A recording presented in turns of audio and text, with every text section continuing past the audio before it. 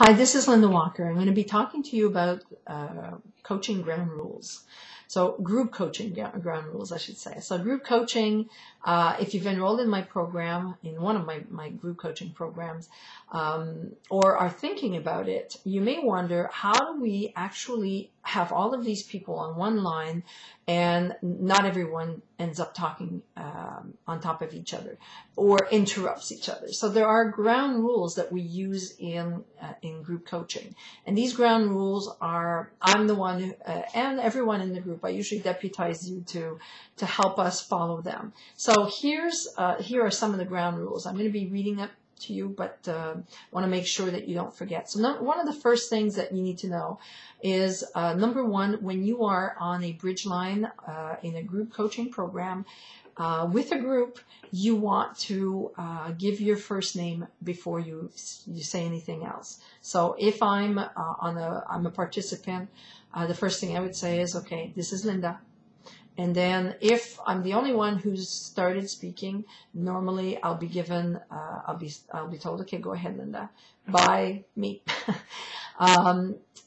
If more than one person talks at the same time, let's say I ask a question and 2 or 3 people start talking and say, well, okay, let's find out who spoke first. So I'll take note of the 3 or 4 or whatever number of people are talking, and we'll go by order of who spoke first and so on. And then you'll have an opportunity to speak.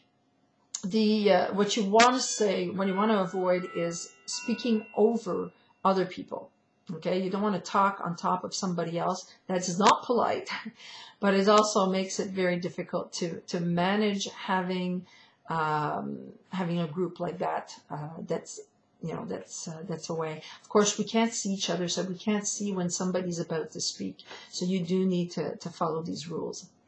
Call from a room that's quiet, and ideally a place where you will not be tempted to play on your computer, to look at something else, to start reading. We want you, fully engaged. And fully engaged is, I'll talk to you about fully engaged in a few minutes, but I think fully engaged allows you to be a lot more, or to gain a lot more from the group coaching experience. So we want you to be fully engaged. Stay away from places where you're going to be easily distracted. If there's people around you, go to a different room or have them go to a different room.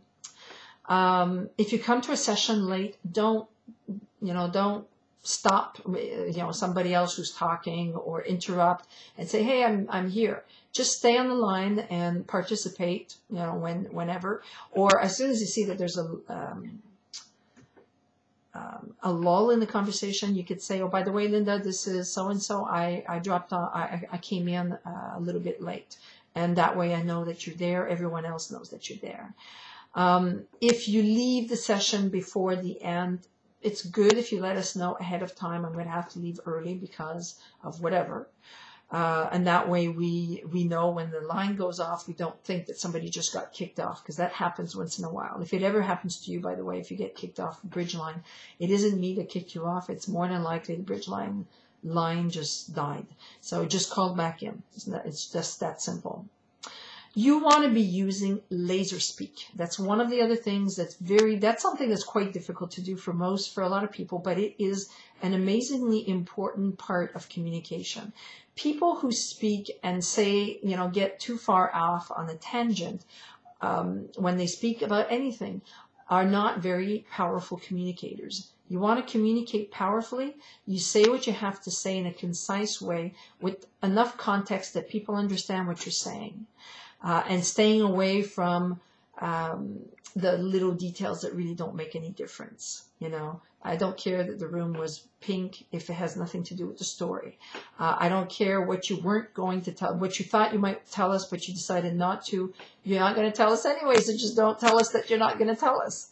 So laser speak is really to stay away from the big story and look at finding a concise way of saying what you need to say. I know it's not always easy. You're going to be training to do this for the next little while. If, for example, somebody does end up stepping the bounds of laser speak, so they start getting into too many details, it's very important that all participants in the call feel as though they can tell that person, hey, Joe, remember laser speak? You know, not in a condescending or frustrating way, a judgmental way. We're just reminding each other. You may even have to remind me sometimes, because sometimes I do start talking and I go off on a tangent. Please tell me, Linda, remember laser speak? And I will, oh yes, right, laser speak, that's right. Now make sure that you're sensitive to other people on the line. You know, I don't want somebody coming in and coaching somebody else on the line. You're not coaches. Don't want you to do that. You may want to give some recommendation, but no scolding, no judgment. Okay, I ask that you refrain from that. You know, this is a group in which you need to be able to speak about whatever and not feel like you're being judged. So it's important that you say whatever you need to say, and it's important that you not judge other people. Okay, we don't understand how other people feel until we're in their shoes. Seriously, I'm saying this, but really it's happened out of all of the group coaching experiences that I've had. It's happened only once that I've seen someone speak to another participant as if they were stupid. It's only happened once. Most of the time, the discussion in the group is very cordial and very understanding. So that's the tendency in the groups. And most of you will find that that is one major advantage of being in this type of group. Acknowledge someone who's helped you. So sometimes somebody might have mentioned something in a session. You came in with an issue that you had, or even maybe not even that. Maybe somebody just mentioned, oh, I'm struggling with this, and somebody else found a solution for them, and this was an area that you were struggling in as well. You tried their solution and you found it very helpful. Take the time to acknowledge the person. Usually I think acknowledging is a part of very strong communication. When you're able to acknowledge someone for their contribution, you are a powerful communicator, as long as you're able to do it in a powerful way. And that means, Joe, I really acknowledge you for, you know, what you said about this really made a difference for me.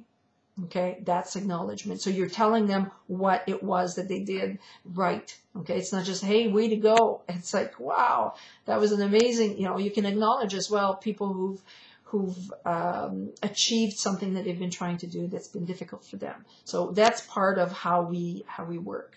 We talked about echo and all of this stuff. We want to be able to, if there's any echo again, whoever came in last leaves the line, calls in again. Sometimes you just get a bad line, and that's all. So that was the group coaching ground rules, if you want.